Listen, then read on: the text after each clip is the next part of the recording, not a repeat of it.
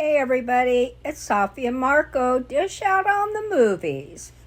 And today we are doing the next episode that happened last night of Masterchef Junior. Season 15. Junior. No, episode number 15, like I said, but it's called Keeping Up with Gordon. And what does that mean? That means the contestants will have to replicate what Gordon does. It is one of his signature dishes from his Michelin 3-star restaurants. And he said that it's a dish that helped make his restaurant to be a 3-star Michelin restaurant. And I didn't really think it looked that great. I mean, it's not something I would order. Maybe Marco would, but it was a duck breast. A roasted duck breast, meaning it was cooked, well, not really, it was put in the oven, like, they had put it in and out of the oven like 3 times, but it had buckwheat on top of it.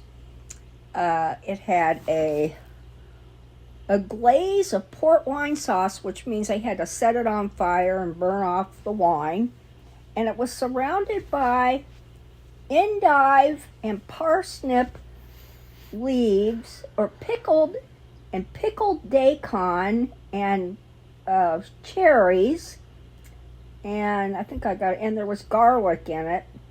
So anyway, see, I don't consider that a dish. I consider that like an incomplete dish because you have the duck, and that's it. I know. I was going to say there's no sides. There's no mashed potato. There's no corn. There's no peas. There's no asparagus. Green beans. There's no okra. Okra. No, you wouldn't have okra with this. That's a southern thing. This is something. There's no sauerkraut. There's no pickled herring. Okay, Marco's teasing now. But there's no sides. It's just a duck breast with a bunch of shit on it, and it's like. Well, surrounded by it and on it. It would be I don't think it would be worthwhile unless like MasterChef was some sort of like a hot button review channel thing to do. But like, it'd be interesting to look at like, because I don't think he's done this dish before in the like cook along with me challenge. I don't think so either. It was very complex. It had 5 burners had to be going on the stove. 5. It's tough to say like, is this the worst dish out of all the ones that he's done with that challenge, or is it the best one? Because from what I remember, doesn't he usually do like scallops or maybe egg yolk ravioli or some shit? Like, I don't think he's not done this dish before, but like, I gotta say about the overall episode, it was okay.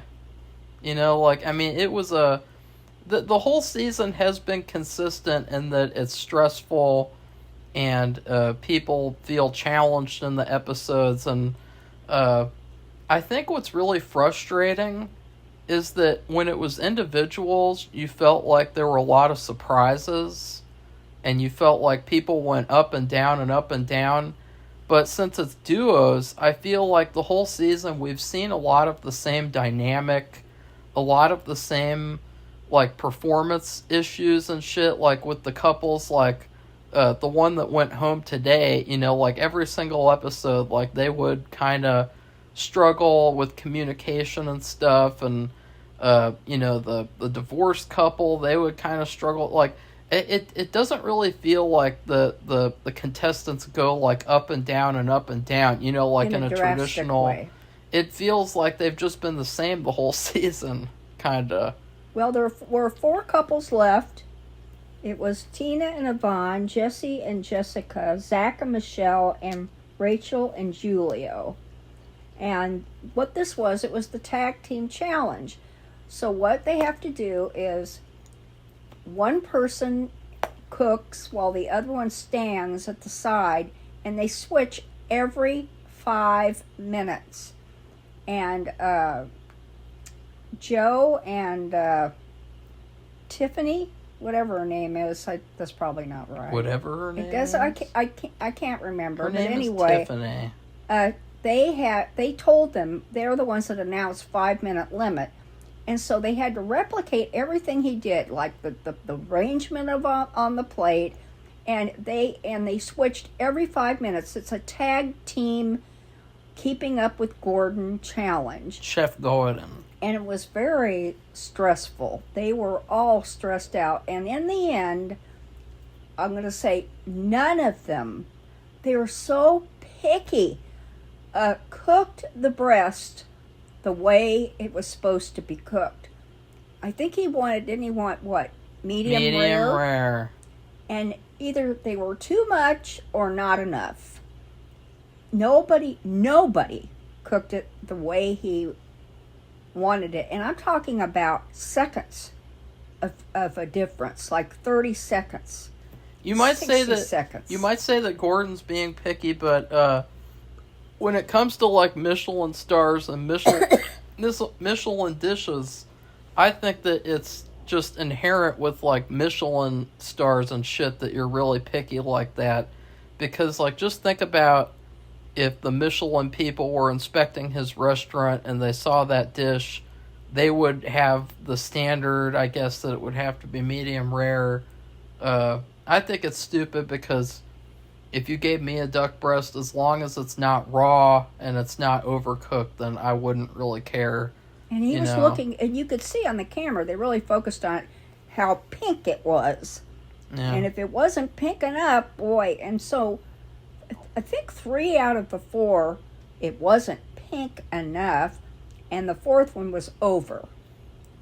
Or it could have been 50-50, and 2 of them were over and 2 of them were under. But anyway, Rachel and Julio did the best, and the people who did the worst, well, one actually during the cooking, they were moving around so fast. I told you that they had 5 burners going, and that means 5 different shapes of pans, and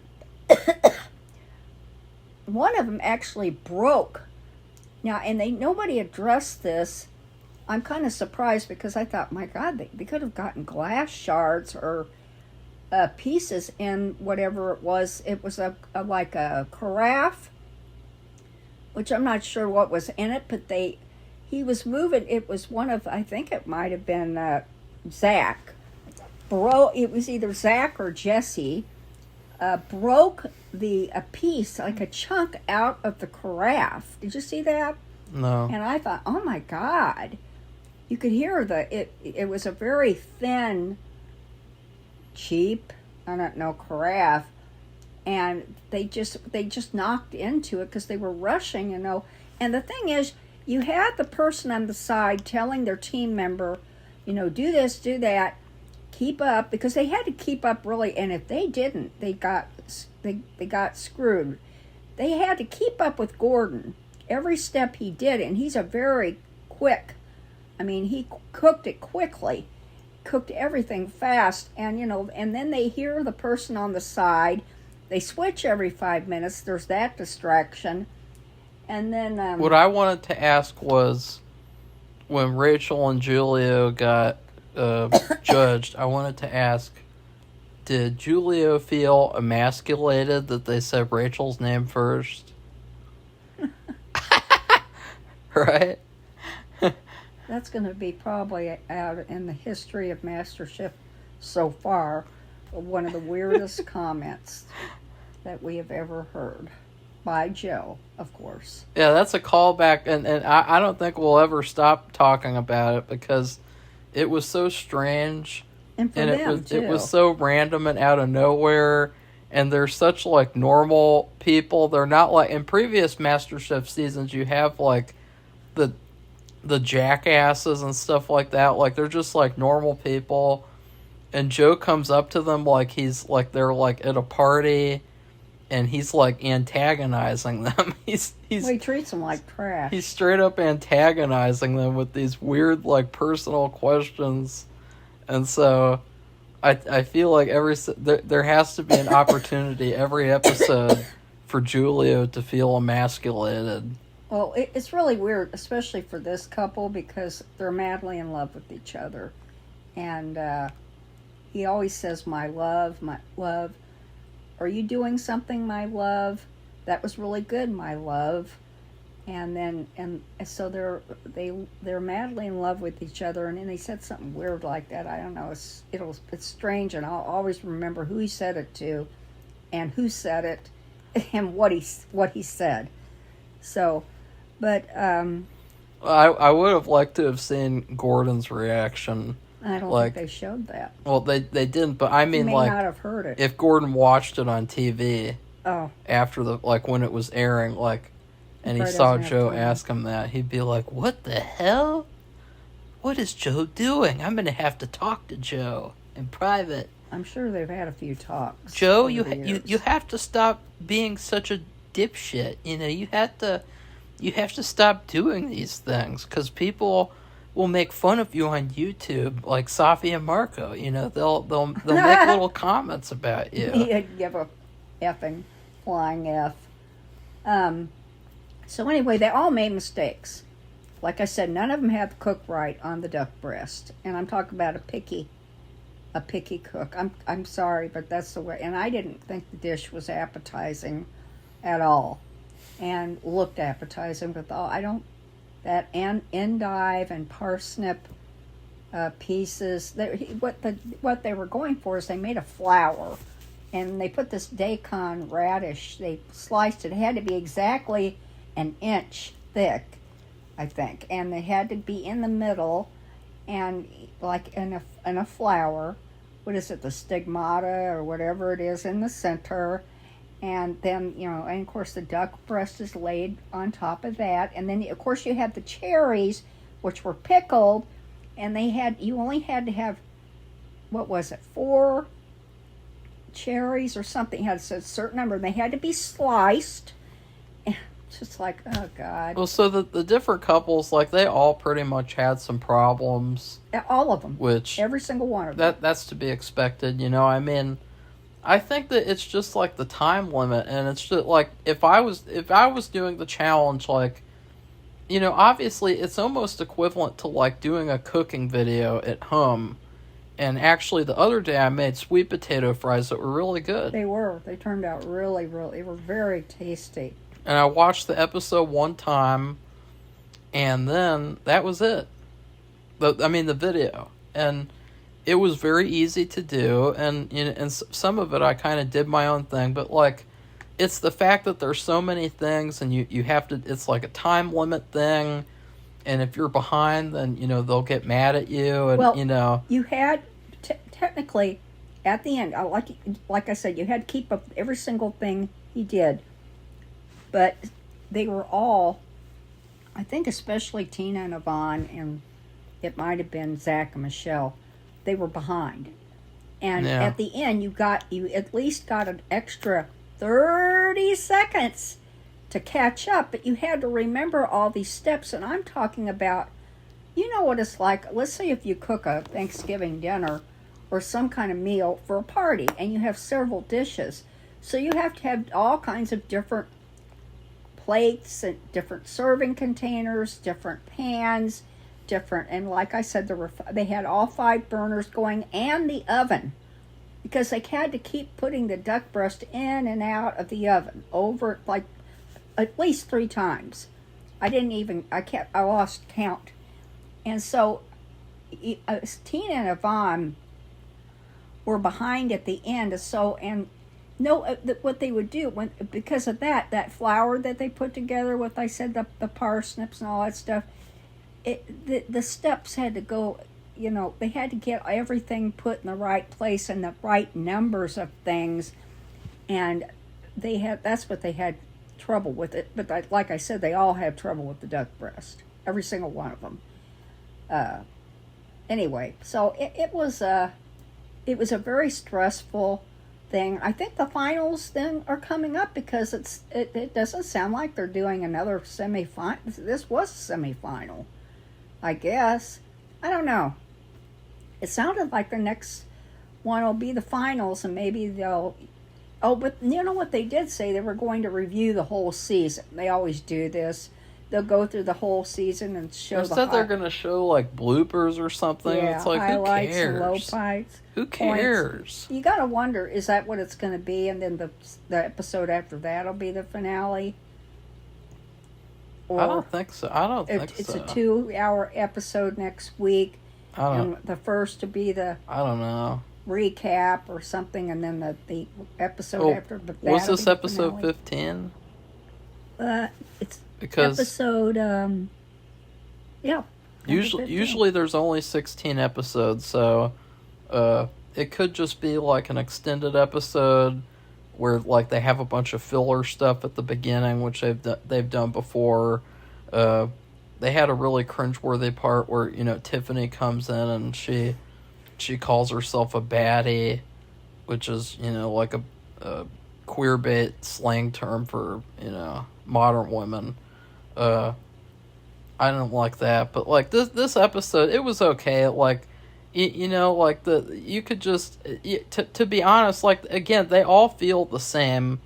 I'm not really like thinking like, oh wow, I wonder what's gonna happen, because it's like all of them are nice, all of them are, you know, competitive, but they're, you know, they're not. None of them really have like a strong advantage over the other, and you could really just pick a winner out of a hat, and I would be fine with it. Like, it's really not like other seasons where it's like, oh, I wonder what's going to happen between that person and that person. Well, they're very even. Because another thing is, like, the finale, they're going to have to, you know, come up with their own menus, I guess, and, like...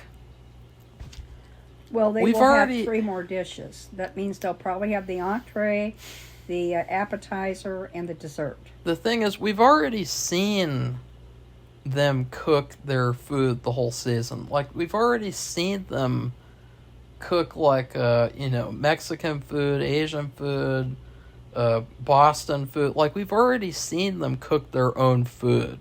So it's not really going to be as interesting, like, as in the singular Masterchef, where, you know, we got to see people's own individual spins.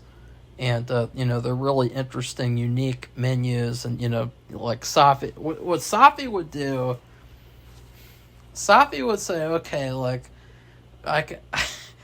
I can feed them Hamburger Helper, and, you know, Marco, I've never used Hamburger Helper in my life. You love Hamburger Helper. No. My nickname is... We've never even bought. My family we never bought that kind of stuff, and I've never bought that here. My nickname is Hamburger Helper because he makes all the hamburgers. I make all the hamburgers. That's what he means by that. Don't use that. I don't even know if that still exists. I'm the hamburger man. They had different. Didn't they have a chicken helper and a hamburger helper, and all? They upgraded it to different variations, but we've never bought that. Even in my family, hamburger helper came on the selling territory. No, we never bought it. Do you know what they call the United States government? The Israeli helper.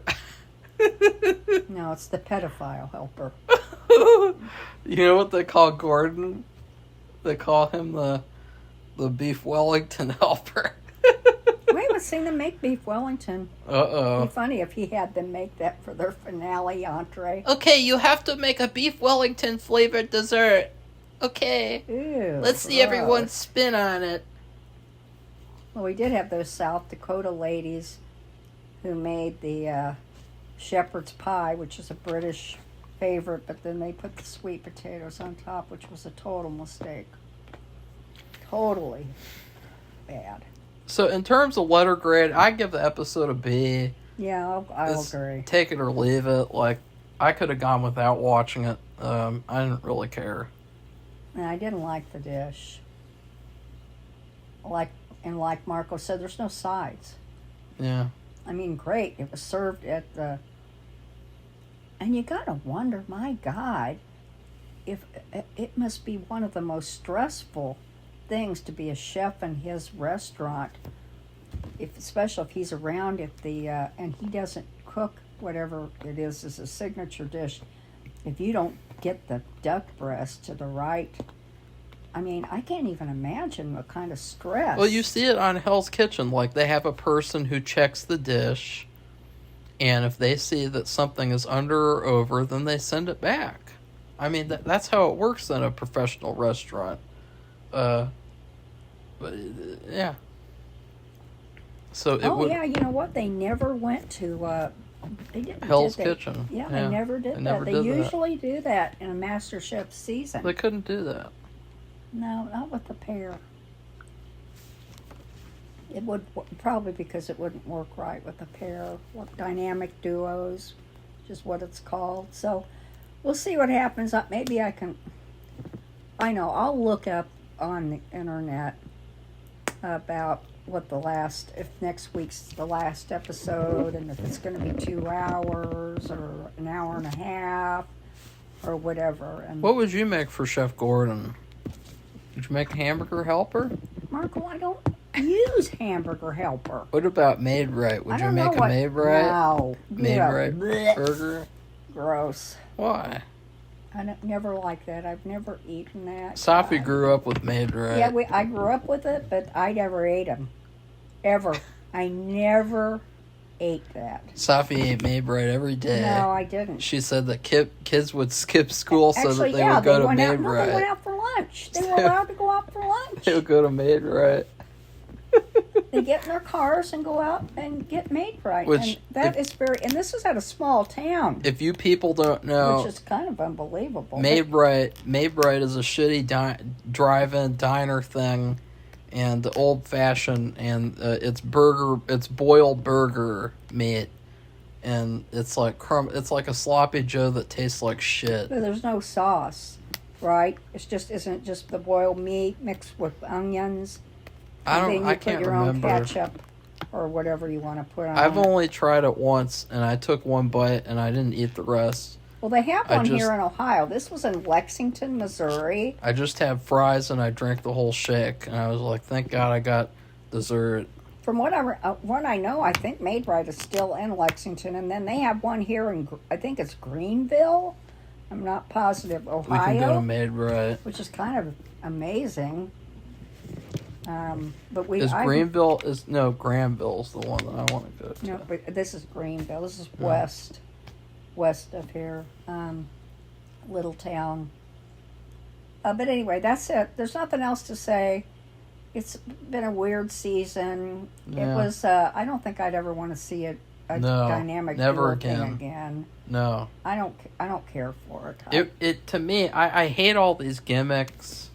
It reminds me of The Biggest Loser, where like in The Biggest Loser they started doing gimmicks, like they started doing like fathers and sons and couples and generations and genders, and it's like, just do the regular. Like, that's the thing about these reality shows, is that they're trying to contrive all this drama and shit, and instead they just need to make a good season. Like, I think that like people would watch MasterChef more if it was just a good show and didn't have these stupid gimmicks. Like, there hasn't been a gimmick that I've liked that they've done.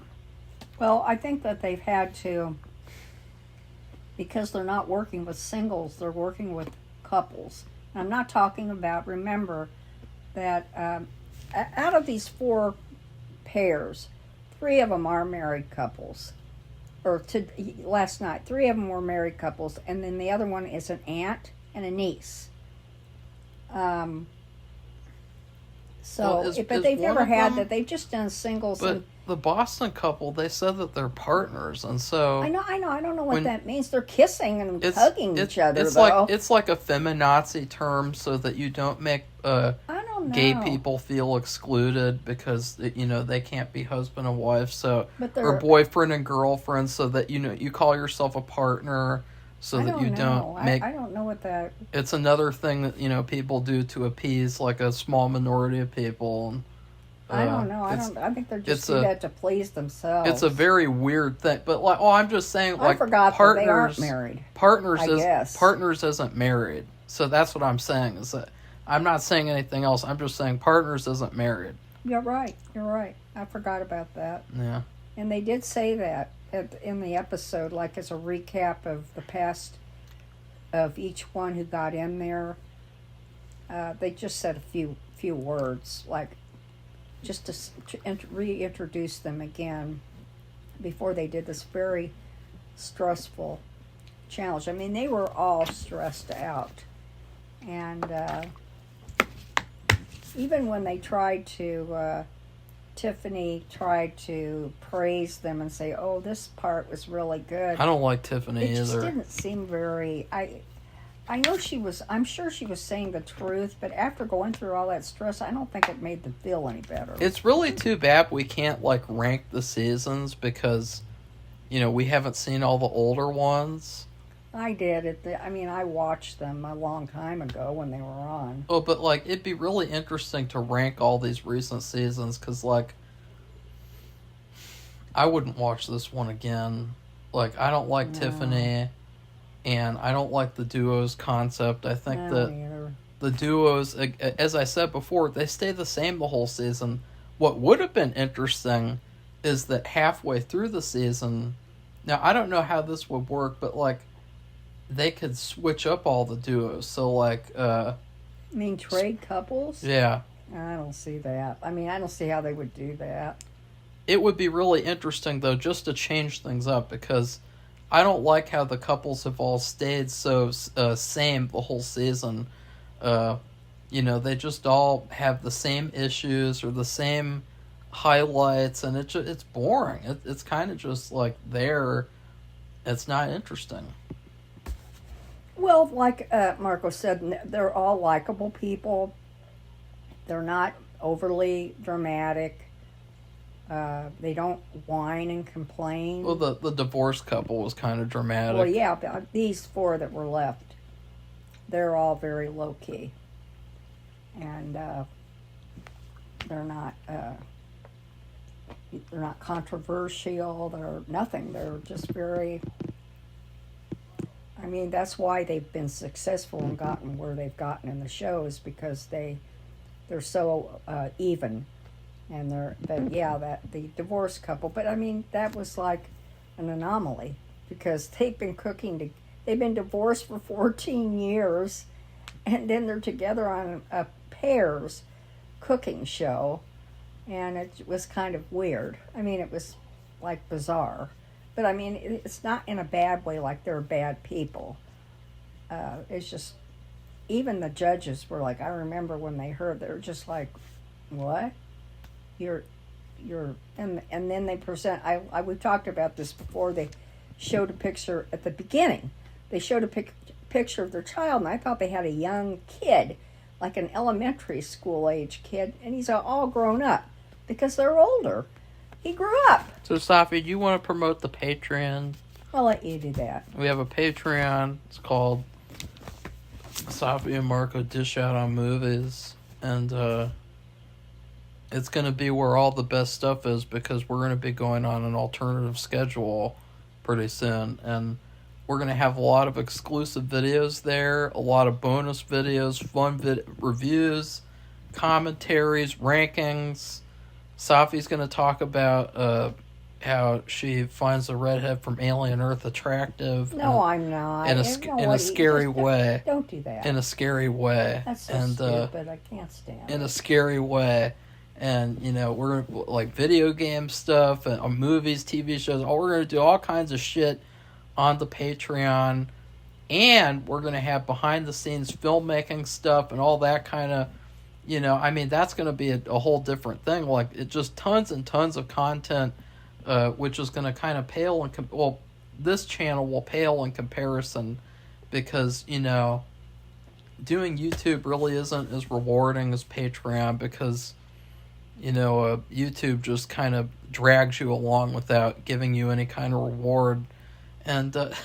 And also, if you sign up for any of the 3 tiers on Patreon, you will get your name in the credits of a film or show project, which is also, again, a really, really cool feature, and a special thanks credit on IMDb. And you can do that today by going to the link down in the description. Safi? So Marco has covered that Patreon business, and so if you like this video, hit the thumbs up and share it, make a comment. If you've been watching the show, are you getting ready? Are you watching any other Gordon Ramsay food shows? And are any of you going to watch Hell's Kitchen, which I think is coming on later this month? I started watching that, I guess, last season? Yeah. Again, I hadn't watched it in years because I couldn't stand the smoking. She had to, because I got laryngitis last year, and she had to do some reviews for me, and then she jumped on. So well, I liked it. You know, I had started watching that in the beginning, but I really got disgusted by all the smoking, because, and I say that not to offend anybody, but the thing is, if you're a chef and you have to taste all your food all the time, and you're a heavy smoker, which some of these people were chain smokers, that affects your taste. So therefore, that's going to affect the taste of the dish. Safi's a chain smoker too. No, I'm not. I've never smoked anything in my life, and I wish Marco would quit saying BS about me. Safi's a pothead. No, I'm not a pothead either. And by pothead, I mean... I have been drinking soda too much. By pothead, I mean she puts pots on her head and she runs around and chants to her pot gods. Oh, God. So, anyway, that's it. And so... That's what you should be for Halloween, Safi. You should be a pothead where you put a pot on your head. That'd be hilarious. The easiest costume in the world. Kind of wear an all black or all orange maybe outfit, and then on your head, and have like a black scarf or put a pothead orange on. scarf with a pot on the top of it, and you can tell people you're a pothead. Do that. I'm really tempted because it's really it's funny. So anyway, that's it. So goodbye, everybody. Bye.